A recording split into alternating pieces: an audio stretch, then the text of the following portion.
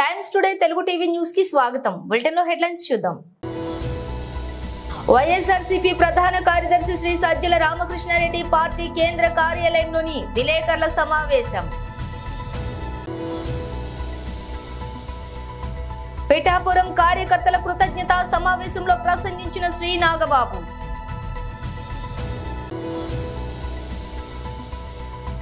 తెలంగాణ భవన్ లో మీడియాతో మాట్లాడుతున్న BRS working president KTR. Jagananna Vidya Deevena ఆసరా నిధులు విడుదల. వైఎస్ఆర్సీపీ ప్రధాన కార్యదర్శి శ్రీ సజ్జల రామకృష్ణారెడ్డి పార్టీ కేంద్ర కార్యాలయంలో విలేకరుల సమావేశం నిర్వహించారు. పోలింగ్ అసెంబ్లీకి లోక్సభకు జరిగి 2 రోజులు దాటినప్పటికీ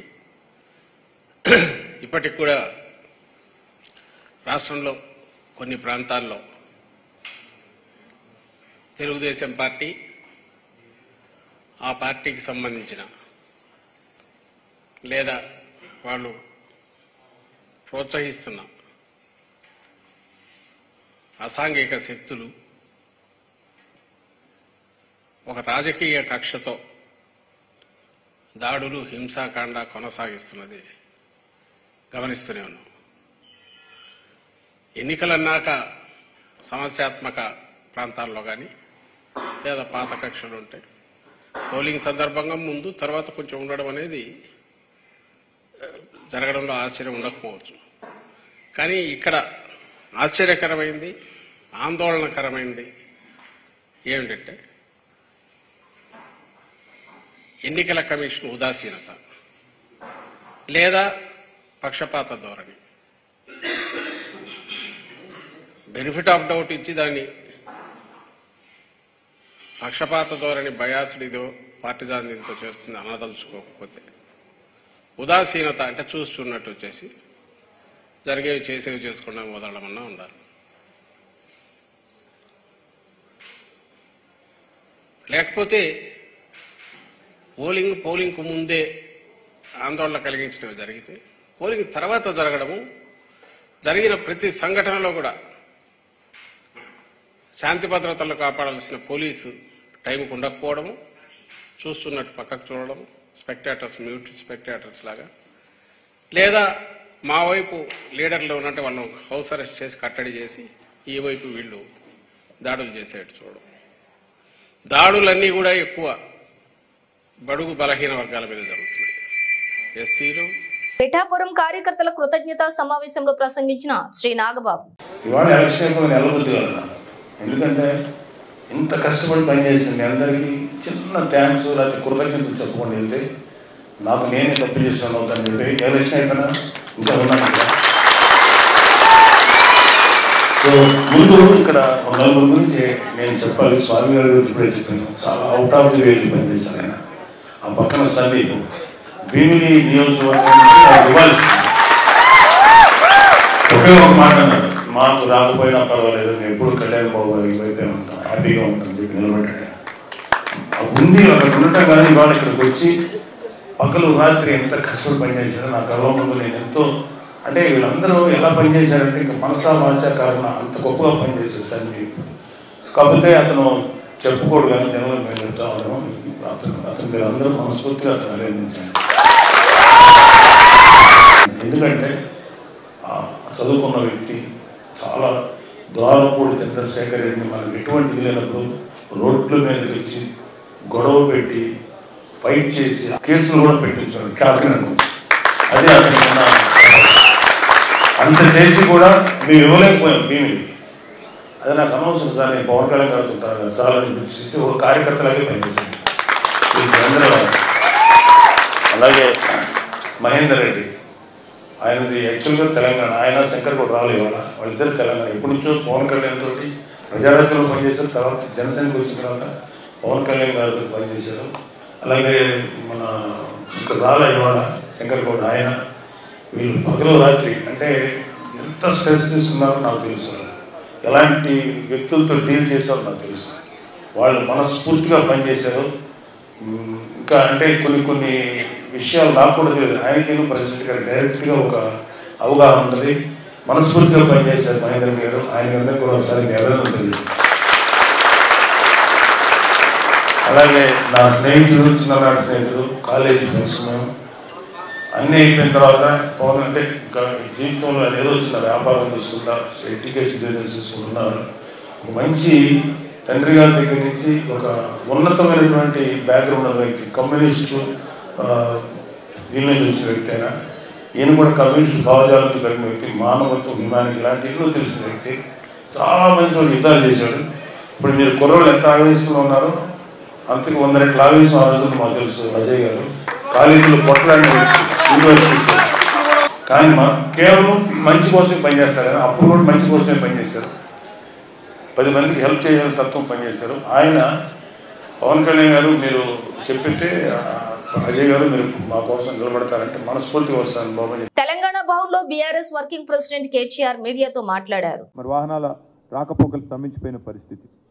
రాజన్న సిరిసిల్ల జిల్లాలో కూడా ఈరోజు కోనరావుపేట మండలం మల్కపేటలో రైతులు ధర్నా చేస్తూ ఉన్నారు. వరి ధాన్యం కొనుగోలు చేపట్టడం లేదంటే రాష్ట్ర వ్యాప్తంగా దాదాపు నేను కోట్ చేసింది కేవలం 4 జిల్లాలు: యాదాద్రి, భువనగిరి, నిర్మల్, కామారెడ్డి, రాజన్న సిరిసిల్ల.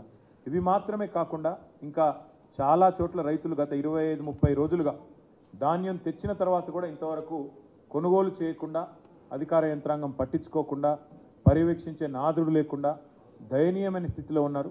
ఇప్పటికైనా ప్రభుత్వం రాజకీయాలు పక్కన పెట్టి మరి వెంటనే రంగంలోకి దిగి ప్రభుత్వం తాను చేయాల్సిన పని ఫుడ్ కార్పొరేషన్ ఆఫ్ ఇండియా ద్వారా కొనుగోలు చేసి వెంటనే తడిసిన ధాన్యాన్ని కొనుగోలు చేయాలి, తరుగు లేకుండా కొనుగోలు చేయాలి, వెంటనే కొనుగోలు ప్రక్రియను వేగవంతం చేయాలని చెప్పి కూడా మా పార్టీ తరఫున డిమాండ్ చేస్తూ ఉన్నాం. ఒకవేళ ప్రభుత్వం స్పందించకపోతే తప్పకుండా రైతాంగం తరఫున ప్రశ్నించడమే కాదు, అవసరమైతే రోడ్డు ఎక్కుతాం, అవసరమైతే ఆందోళనకు కూడా పెద్ద ఎత్తున శ్రీకారం చుడతామని చెప్పి కూడా ప్రభుత్వాన్ని నేను హెచ్చరిస్తూ మరి మా పార్టీ తరఫున రైతాంగానికి కూడా విజ్ఞప్తి చేస్తూ ఉన్నాం. మీరెవరూ ఆందోళన పడాల్సిన అవసరం లేదు. మీ తరఫున కేసీఆర్ గారు, బీఆర్ఎస్ పార్టీ యంత్రాంగం మొత్తం ఉంది. మీరు ఎక్కడికి పిలిచినా వస్తాం, మీరు ఎప్పుడు పిలిచినా వస్తాం. మీరు మీ పక్షాన మీకు న్యాయం జరిగేంత వరకు, క్వింటాల్కు 500 రూపాయల బోనస్ ఇస్తాని బోగస్ మాటలు చెప్పిన ఈ ప్రభుత్వం దిగొచ్చేంత వరకు, మీకు న్యాయం చేసేంత వరకు మీ తరఫున ఉంటాం. మీకు రుణమాఫీ జరిగేంత వరకు మీతో ఉంటాం. మీకు బోనస్ వచ్చేంత వరకు మీతో ఉంటాం. మీ తడిసిన ధాన్యాన్ని కొనుగోలు ప్రతి గింజ దాకా కొనుగోలు చేసేదాకా కూడా వదిలిపెట్టం. కొనుగోలు కేంద్రాల్లో ఈ ప్రక్రియ వేగవంతం అయ్యేదాకా కూడా వదిలిపెట్టం. ప్రజల తరఫున, రైతుల తరఫున మేము మీ పక్షాన నిలబడి మాట్లాడుతూనే ఉంటామని చెప్పి కూడా విజ్ఞప్తి చేస్తూ, ఎవరు అధైర్యపడవద్దని, ఎవరు కూడా మరి ఆత్మస్థైర్యాన్ని కోల్పోవద్దని చెప్పి కూడా ఈ సందర్భంగా విజ్ఞప్తి చేస్తూ ఉన్నాం. కష్టాల్లో ఉన్నప్పుడే తప్పకుండా ధైర్యంగా ఎదుర్కోవాలి. కాబట్టి తప్పకుండా మీ అందరి పక్షాన బీఆర్ఎస్ పార్టీ ఉన్నది, కేసీఆర్ గారు ఉన్నారనే మాట కూడా గుర్తు చేస్తూ ఉన్నాం. దాంతోపాటు ఇవాళ ఒకవైపు పార్లమెంట్ ఎలక్షన్లు మరి 13 తారీఖు నాడు ముగిసినాయి. ఇప్పుడు మరొక ఎన్నికకు కూడా ఇప్పుడు తెరలేచింది. 3 ఉమ్మడి జిల్లాలు నల్గొండ, ఖమ్మం, వరంగల్, ఈ 3 జిల్లాల పరిధిలోని విద్యావంతులు మరి 27 తారీఖు నాడు ఓటైపోతూ ఉన్నారు. గ్రాడ్యుయేట్ ఎమ్మెల్సీ అభ్యర్థిగా తమకు ఎవరు ఉండాలి అని ఎంచుకోబోతూ ఉన్నారు. ఈ 3 జిల్లాల పరిధిలోని గ్రాడ్యుయేట్ ఎమ్మెల్సీ కాన్స్టిట్యున్సీ ఏదైతే ఉందో 4 సార్లు ఇప్పటికి ఎన్నికలు జరిగినాయి. 4కి 4 సార్లు కూడా మరి టీఆర్ఎస్ పార్టీయే గెలిచింది, బీఆర్ఎస్ పార్టీయే గెలిచింది. గతంలో కపిలవాయి దిలీప్ కుమార్ గారు 2 సార్లు, మరొక 2 సార్లు పల్లా రాజేశ్వరరెడ్డి గారు గ్రాడ్యుయేట్ ఎమ్మెల్సీగా మా పార్టీ నుంచి గెలిచి వచ్చినారు. 4 సార్లు ఈ నియోజకవర్గం నుండి గెలిచిన పార్టీగా మేము చాలా దృఢమైన విశ్వాసంతో ఉన్నాం. రాష్ట్రంలోని విద్యావంతులు మళ్ళీ తప్పకుండా, ఈ 3 జిల్లాల విద్యావంతులు తిరిగి మళ్ళీ కేసీఆర్ గారికి తప్పకుండా మరింత బలాన్ని చేకూరుస్తూ, మా అభ్యర్థి ఒక విద్యావంతుడు, యువకుడు, ఉత్సాహవంతుడు, బిట్స్ పిలానీలో ఇంజనీరింగ్ చేసిన అభ్యర్థి, తర్వాత మాస్టర్స్ కూడా చేశారు. తదనంతరం సాఫ్ట్వేర్ రంగంలో అమెరికాలో దాదాపు 7 సంవత్సరాలు పనిచేసిన అభ్యర్థి, విద్యావంతుడు, ఉత్సాహవంతుడు, తిరిగి మొత్తంగా రాష్ట్ర వ్యాప్తంగా కూడా మరి బలమైన ఒక ఇమేజ్ యువతలో ఉన్న ఒక మంచి విద్యార్థికుడికి బీఆర్ఎస్ పార్టీ అవకాశం ఇచ్చింది సోదరుడు రాకేష్ రెడ్డి గారికి. అట్లాంటి రాకేష్ రెడ్డి గారు మరి ఈరోజు అభ్యర్థిగా మీ ముందుకు వస్తూ ఉన్నారు. ముఖ్యంగా ఈ 3 జిల్లాల్లోని 4,70,000 పైచిలుకున్న విద్యావంతులైన ఓటర్లకు మా విజ్ఞప్తి ఒకటే, మీరు ఈ కాంగ్రెస్ పార్టీ యొక్క మోసపూరితమైన వాగ్దానాలు ఏవైతున్నాయో అవన్నిటినీ కూడా గతంలో విన్నారు. ఈ 5.5 నెలల ప్రభుత్వ ఆచరణలో ఎట్లా విఫలమైందో కూడా మీ కళ్ళ ముందే ఉంది. మెగా డిఎస్సి అన్నారు, అది దగా డిఎస్సి అయింది. మొదటి క్యాబినెట్లోనే సంతకం పెడతా అన్నారు.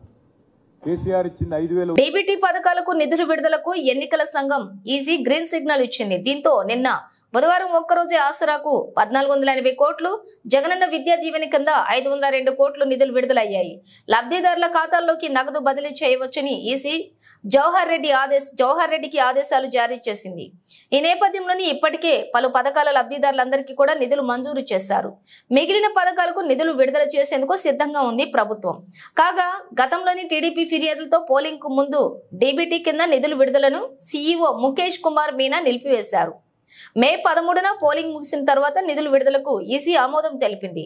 దీంతో ప్రభుత్వం ప్రధాన కార్యదర్శి జవహర్ రెడ్డి ఈసీ ఆదేశాల మేరకు మే 15న ఆసరా, జగనన్న విద్యా దీవెన, సంపూర్ణ ఫీజు రీయింబర్స్మెంట్ కింద 1982 కోట్ల రూపాయల నగదును లబ్ధిదారుల ఖాతాల్లోకి జమ చేసింది. మిగిలిన పథకాలకు సంబంధించినటువంటి లబ్ధిదారులకు కూడా 2-3 రోజుల్లోని డీబీటీ విధానం ద్వారా నిధులు విడుదల చేస్తామని సీఎస్ తెలిపారు. దీంతో విద్యార్థులంతా కూడా మహిళలు కూడా హర్షం వ్యక్తం చేస్తూ ఉన్నారు. టీమిండియా హెడ్ కోచ్ ఎంపికగా రోజు రోజుకు ఆసక్తికరంగా మారుతోంది. రాహుల్ ద్రావిడ్ తర్వాత కోచ్ బాధ్యతలు ఎవరు చేపడతారు అనేది ఆసక్తికరంగా మారుతోంది. హెడ్ కోచ్ బాధ్యతలపై తనకు ఇక ఆసక్తి లేదని రాహుల్ ద్రావిడ్ ఇప్పటికే స్పష్టం చేశారు. ఈ నేపథ్యంలో మరో క్రికెట్ దిగ్గజం వివిఎస్ లక్ష్మణ్ పేరు తెరపైకి వచ్చింది. అయితే వివిఎస్ లక్ష్మణ్ కూడా కోచ్ రేస్ లోని లేనట్టు జాతీయ మీడియా చెబుతోంది. ఇక హెడ్ కోచ్ పదవికి విదేశీయుడిని ఎంపిక చేయాలని బీసీసీఐ భావిస్తోంది. ఈ దిశగా ఇప్పటికే బీసీసీఐ వర్గాలు సిఎస్ కోచ్ స్టీఫెన్ ఫ్లెమింగ్ ను సంప్రదించినట్లుగా కూడా కథనాలు వెలువడ్డాయి. కోచ్ గా ఫ్లెమింగ్ సిఎస్కే కు రికార్డు స్థాయిలోని 5 ఐపీఎల్ టైటిల్ అందించారు. ఇక టీమిండియా తదుపరి కోచ్ పై భారత్ ను 2025 ఛాంపియన్స్ ట్రోఫీ, 2027 వచ్చే వన్డే వరల్డ్ కప్ లో విజేతలుగా నిలపాల్సినటువంటి గురుతర బాధ్యతగా ఉంటుందని, ఈ యొక్క పరిస్థితుల్లోని టీమిండియా హెడ్ కోచ్ బాధ్యతకు ఫ్లెమింగ్ తగినవాడని బీసీసీఐ భావిస్తున్నట్లుగా సమాచారం. అయితే ఈ కథనాలకు సిఎస్కే సీఈఓ కాశీ విశ్వనాథన్ ఖండించారు. ఈ విషయమై తనకు ఎలాంటి సమాచారం కూడా అందలేదు. స్టీఫెన్ ఫ్లెమింగ్ కూడా తమకు ఏమీ చెప్పలేదని చెప్పి పేర్కొన్నారు. మరోవైపు టీమిండియా హెడ్ కోచ్ రేస్ లో ఆస్ట్రేలియా దిగ్గజం రికీ పాంటింగ్ కూడా ఉన్నట్లుగా తెలుస్తోంది.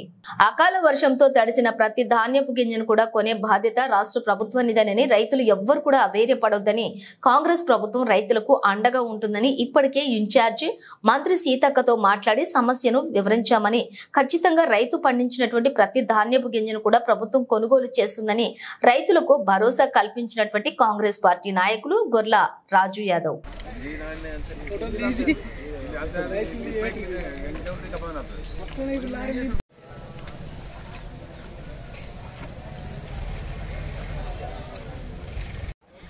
అకాల వర్షాల వలన జొన్నలు మార్కెట్ యార్డ్లో తీసుకొచ్చిన రైతులై పూర్తిగా తడిసిపోయినాయి. మరి ఆ తడిసిన ధాన్యాన్ని కూడా మన గౌరవ ముఖ్యమంత్రి గారు మొన్ననే వారం కింద తడిసిన ధాన్యాన్ని కానీ తడిసిన ఏ రైతు పండించిన ప్రతి పంటను కొనుగోలు చేస్తామని చెప్పడం జరిగింది. కాబట్టి రైతులు అధైర్యపడవద్దు. కాంగ్రెస్ పార్టీ ప్రభుత్వం మీకు అండగా ఉంటుంది. ఖచ్చితంగా ఏదైతే ధాన్యం కానీ తడిసిన జొన్నలను కానీ కొంచెం ఆరబెట్టి 2-3 రోజులు ఓపిక పట్టండి. రైతులు ఎటువంటి దానికి కూడా అధైర్యపడే అవసరం లేదు. ఖచ్చితంగా ప్రతి రైతు పండించిన ఒక గింజను కూడా విడిచిపెట్టకుండా ఈ ప్రభుత్వం కొనుగోలు చేస్తుంది. దీని గురించి మరి మేము జిల్లా ఇన్ఛార్జ్ మంత్రి సీతక్క గారితో మాట్లాడడం జరిగింది.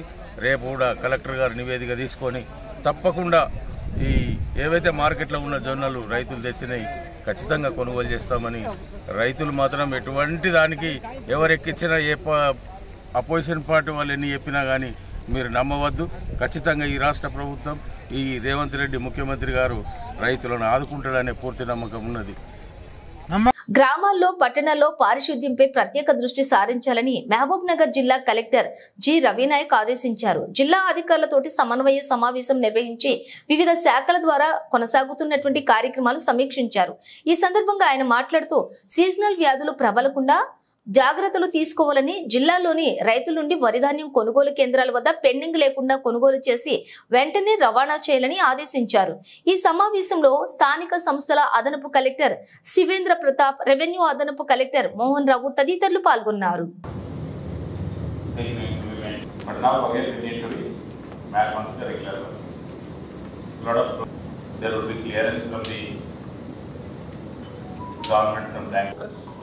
And Monday when we meet, we will have a detailed review because almost lot of things that we do purchase, that we will. The outside market price is more than I think most of the farmers are selling it out outside. But still, wherever ideas come to our idea centers, that we need to purchase immediately after purchase, it should be shipped. The additional collector, then all the 9 departments, DRDO, DCO, then the agriculture officers, certifying of the produce which comes, should be purchased and transported immediately. Getting this infrastructure done at the village level.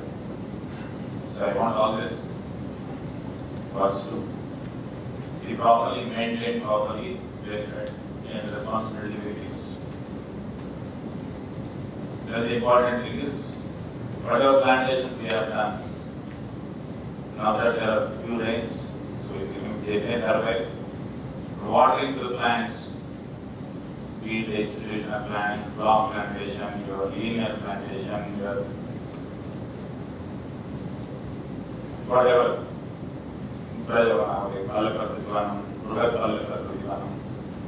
wherever you have planted, I want it to be properly maintained. In municipalities also, proper watering arrangements to be made. Then with respect to the works, we are bringing all the engineering departments, whatever works we have taken up, I want you to know this. Medak జిల్లా రామాయంపేట మండలం ప్రగతి ధర్మారం గ్రామంలోని రైతులు ఆందోళన కార్యక్రమం చేపట్టారు. ధాన్యం కొనుగోలు జరపడం లేదు అంటూ రైతులు రామాయంపేట గజ్వేల్ ప్రధాన రహదారిపై బైఠాయించి రాస్తారోకో చేపట్టారు. గత 20 రోజులుగా ధాన్యం కొనుగోలు కేంద్రాల వద్ద ధాన్యం ఆరబోసుకుని ఇబ్బందులు పడుతున్నా అధికారులు మాత్రం పట్టించుకోవడం లేదని ఆగ్రహం వ్యక్తం చేశారు. ధాన్యం కొనుగోలు వేగవంతం చేయాలని వారు డిమాండ్ చేస్తున్నారు.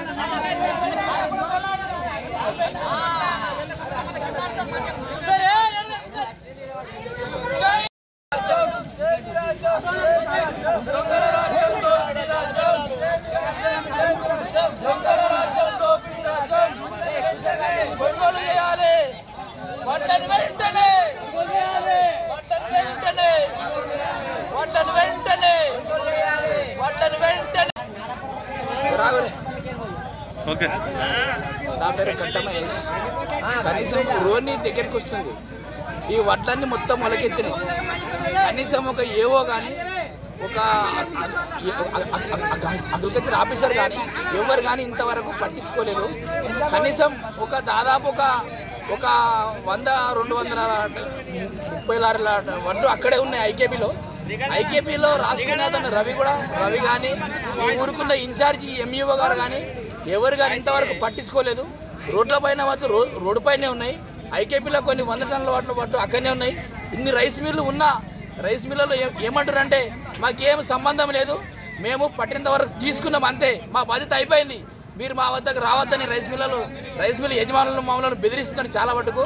ఇది ఎంతవరకు నిజమో ఈ రైతులను ఇంతవరకు మేము దాదాపు ఉదయం నుంచి కూర్చున్నాం. ఇంతవరకు ఒక అధికారి కానీ, ఒక ఊరుకున్న ఇన్ఛార్జ్ కానీ ఇంతవరకు రాలేదు. అంటే రైతు లేనిది రాజ్యం లేదు. ఈ రైతులు ఏదో టైంపాస్ కూర్చోడానికి చాలా మంది ఏలన చేసుకుంటా వెళ్ళిపోతున్నారు కానీ ఇంతవరకు ఒక్క అధికారి కానీ ఒక్క ఆఫీసర్ కానీ ఎవరు కానీ ఇంతవరకు రాలేదు. వెంటనే ఈ మొలకెత్తిన వద్దను కూడా ప్రతి ఒక్క గింజ కొనాలని నేను ఈ ప్రభుత్వానికి విన్నపిస్తున్నాను. దాదాపు వరి కోతలు కంప్లీట్ అయ్యి 15 రోజులు గడుస్తున్నా, పూర్తిగా కంప్లీట్ అయ్యి 15 రోజులు గడుస్తున్నా, కళ్ళాల్లోకి వడ్లు వచ్చి 2 నెలలు గడుస్తున్నా ఇవారకు కాంటలు కంప్లీట్ అయిన దాఖలా కనిపిస్తుంది. వేరే జిల్లాలలో కాంటలు కంప్లీట్ అవుతాయి, ఒడ్లు పోతాయి, పైసలు పడతాయి. ఈడ మా మెదక్ జిల్లాకి వచ్చి రాంపేట మండలం ధర్మారంకి వచ్చేసరికి ప్రతిసారి ఇదే కథ నడుస్తుంది. ఇటు ఐకేపీ సెంటర్ నిర్వహిస్తున్న నిర్వాహకులు కావచ్చు, అటు పిఎస్సిఎస్ నాయకులు కావచ్చు, ఇటు డిస్ట్రిక్ట్ సివిల్ సప్లై ఆఫీసర్ కావచ్చు, ఏం పట్టించుకునే పాపన పోతలేదు. దాదాపు ఇప్పటికీ 100 నుంచి 150 కుప్పలు అట్టనే ఉన్నాయి. కాంటలు నడవక ఇప్పటికీ వారం రోజులు గడుస్తుంది. లారీల కొరత ఉందని వాళ్ళు చెప్తున్నారు. పారాబైల్ రైస్ మిల్లకే ఇస్తున్నాము, రైస్ మిల్లకి ఇవ్వట్లేదని వీళ్ళు చెప్తున్నారు. మరి వడ్లని ఎటుపోవాలి? రైతులు ఏం కావాలి? దాదాపు వర్షాలు పడుకుంటా, వారం కూర నాడుకుంటా, కళ్ళాల మొలకలు వచ్చుకుంటా మేము కష్టపడుతుంటే వీళ్ళకు చూడడానికి వివరిస్తున్నారు. మరి సమస్యలు ఎవరికి చెప్పుకోవాలి? ప్రభుత్వాలు మారినా రైతుల సమస్యలు మారుతాయి అనుకుంటే జేడీఎస్ గొంగడి గాన్యం మోపు అవుతుంది. అయితే ఇటు ఎవరి లోపం కనిపిస్తుంది? ఇటు అధికారుల లోపం కనిపిస్తుందా, అటు నాయకుల లోపం కనిపిస్తుందా?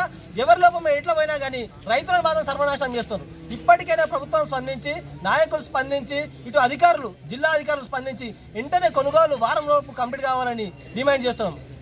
బులెటిన్ ముగించే ముందు హెడ్లైన్స్ మరోసారి. వైఎస్ఆర్సీపీ ప్రధాన కార్యదర్శి శ్రీ సజ్జల రామకృష్ణారెడ్డి పార్టీ కేంద్ర కార్యాలయంలోని విలేకరుల సమావేశం. పిఠాపురం కార్యకర్తల కృతజ్ఞతా సమావేశంలో ప్రసంగించిన శ్రీ నాగబాబు.